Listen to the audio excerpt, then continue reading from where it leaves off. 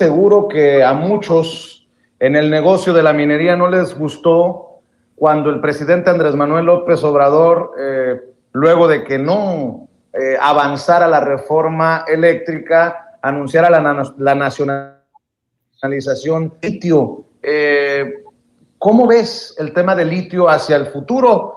Hablando de empresas extranjeras, porque, bueno, tenemos Litiomex que se va formando, que va avanzando, pero si me permite la expresión y sin afán de que esto se saque de contexto, todavía está en pañales esto, que en algunos lados, como en Bolivia, llevó hasta un golpe de Estado. Eso es lo que hemos sostenido algunos.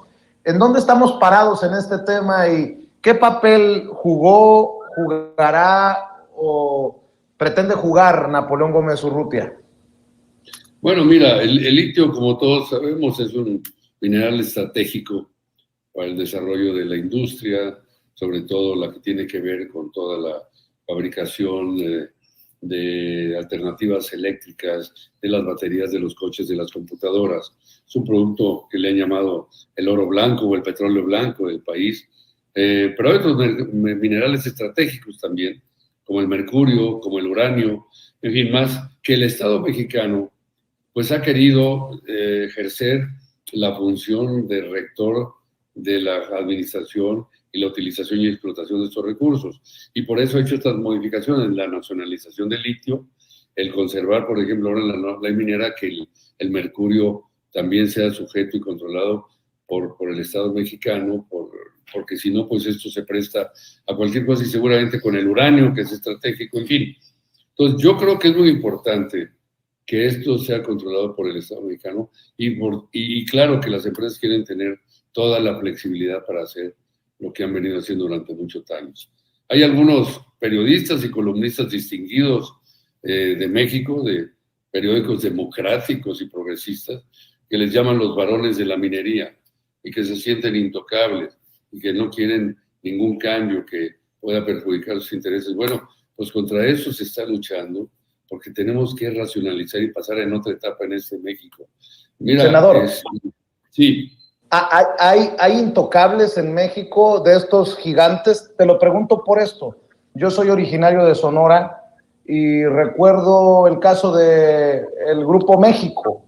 Nos envenenaron un río y de acuerdo a lo que yo sé, de lo que he recogido, pues Grupo México, si hizo o no hizo lo suficiente o no hizo lo que le correspondía y chínguese, permíteme la expresión, yo soy muy majadero, tú eres muy propio, Napoleón, y chínguese lo más jodido, que es la gente de esas zonas rurales, de esas zonas pobres.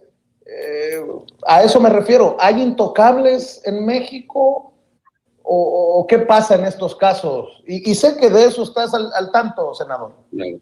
Mira, no hay intocables, no debería haber intocables, pero en la práctica sí las hay. Efectivamente, ese derrame del río Sonora y toda la afectación a 22,000 personas, habitantes de esas poblaciones, nunca, no hubo una remediación del río, una remediación que se hizo más que nada de escenografía y se vistieron con batas blancas.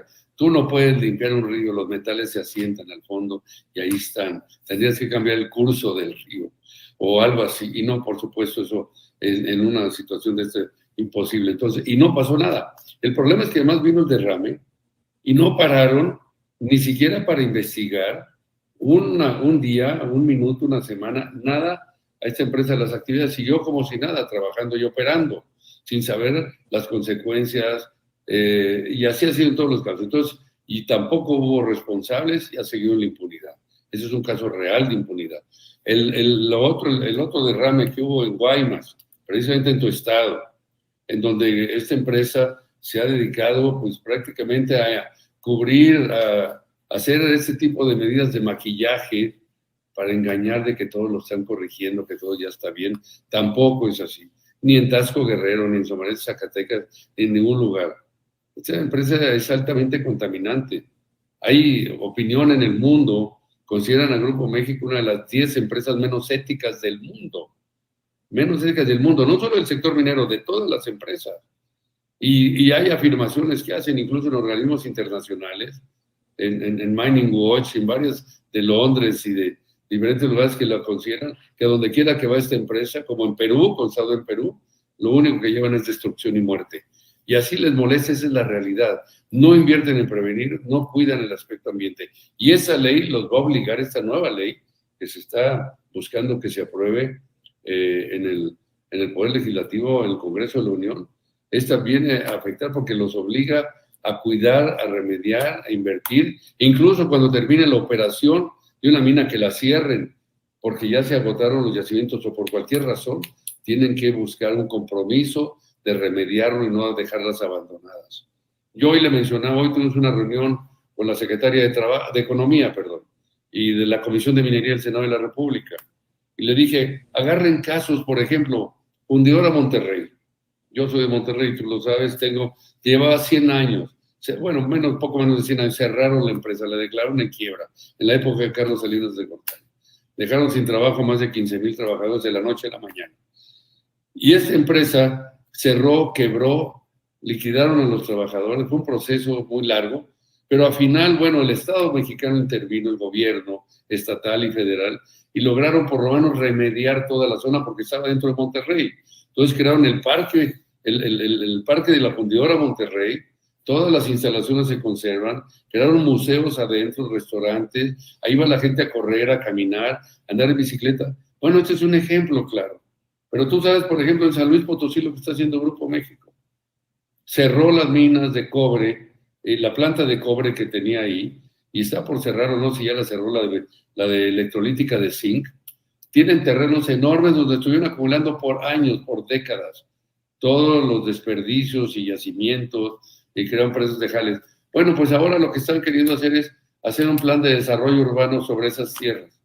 Imagínate si hay contaminación, las personas, los centros comerciales, lo que creen ahí, ¿cómo van a vivir pensando en la inseguridad que hay abajo de la tierra donde construyeron esos edificios?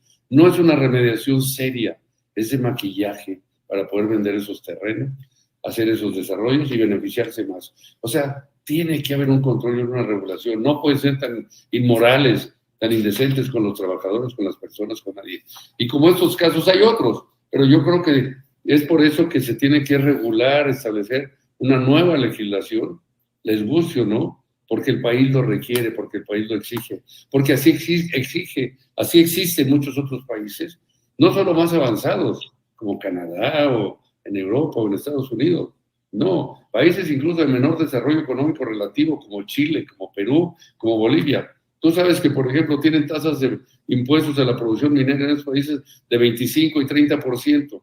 En México tenemos 7.5% de impuestos a la producción minera, y cuando se introdujo este impuesto hace algunos años, se quejaron, chantajearon, dijeron que se iban a llevar sus inversiones fuera del país.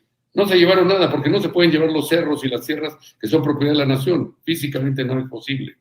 No es costeable tampoco. Y tampoco les iba a dar ningún otro gobierno de ningún país las facilidades que les daba el gobierno mexicano anteriormente, de pagar por los impuestos. Los derechos a la minería son mínimos, de que acumularan tantas tierras. Entonces, bueno, estamos viviendo algo que necesitamos cambiar, regular. ¿Por qué no piensan en México? Carajo, la verdad. Y ya dijo el presidente, carajo, no es una grosería. Entonces, bueno, ¿te acuerdas que dijo que carajo es un lugar que los marinos tenían allá donde castigaban a alguien y le decían, no, pues se van a mandar al carajo? Pero era un lugar como un tipo de cárcel o algo. Entonces, bueno, entonces una palabra. Pero digo, pues carajo, que no es posible que esto se entienda, se acepte. Y luego peor, ¿no? Pues, Lo que dijo el presidente esta semana en la mañanera. Dijo, la fortuna que tienen acumulado refiriéndose a esto y a esta empresa Grupo México, no se la van a acabar en 1000 años. Entonces, es acumular por acumular, es como una obsesión enfermiza